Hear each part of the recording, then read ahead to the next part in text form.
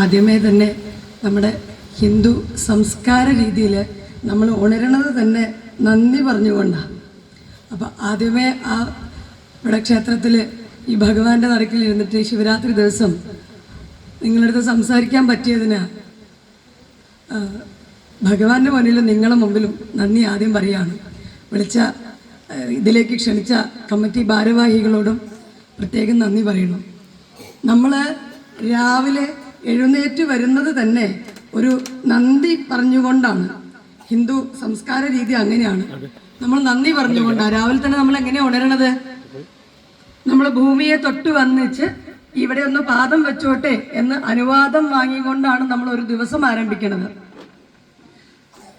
ഈ സമുദ്രവസനേ ദേവി പർവ്വതസ്ഥല മണ്ഡലേ വിഷ്ണുഭഗ്നി നമസ്തുഭ്യം പാദസ്പർശം ക്ഷമസ്വമയെ എന്ന് പറയും.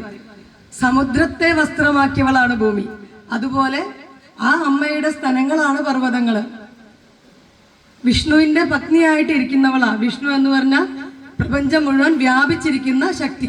ആ ശക്തിയുടെ ആ വ്യാപിച്ചിരിക്കുന്ന വിഷ്ണുവിന്റെ ആ ബോധത്തിന്റെ ശക്തിയായി കൂടെ പരിലസിക്കുന്ന ആ ദേവിയെ നമ്മൾ കാല് തൊട്ട് ഇവിടെ കാല് ചവിട്ടാൻ വേണ്ടി അനുവാദം വാങ്ങാം. നമുക്ക് കാല് വയ്ക്കാതെ അല്ലെ നടക്കാതെ ജീവിക്കാൻ സാധിക്കില്ല. അപ്പൊ ആ അനുവാദം വാങ്ങിയിട്ടാണ് ആ ഭൂമി ദേവിയോട് ഇപ്പൊ രാത്രി കിടന്ന് ഉറങ്ങി എഴുന്നേക്കാൻ നമ്മൾ അല്ലെ, ഒരു ആരോഗ്യ പ്രശ്നങ്ങളൊന്നും ഇല്ലാതെ രാവിലെ പുലർന്ന് നമുക്ക് എഴുന്നേക്കാൻ സാധിച്ചു. ഇവിടെ കാല് വെക്കട്ടെ എന്നുള്ള അനുവാദവും വാങ്ങി ആണ് നമ്മൾ തുടങ്ങുന്നത്. അങ്ങനെയുള്ള ഭൂമി ദേവിയെ, എങ്ങനെയുള്ള സമുദ്രത്തെ വസ്ത്രമാക്കിയ പർവ്വതങ്ങളെ സ്ഥലങ്ങളായി കാണുന്ന ആ ഭൂമി ദേവിയെ, പ്രകൃതിയെ നമുക്ക് നശിപ്പിക്കാൻ സാധിക്കില്ല ഇങ്ങനെ ചിന്തിക്കുമ്പോൾ.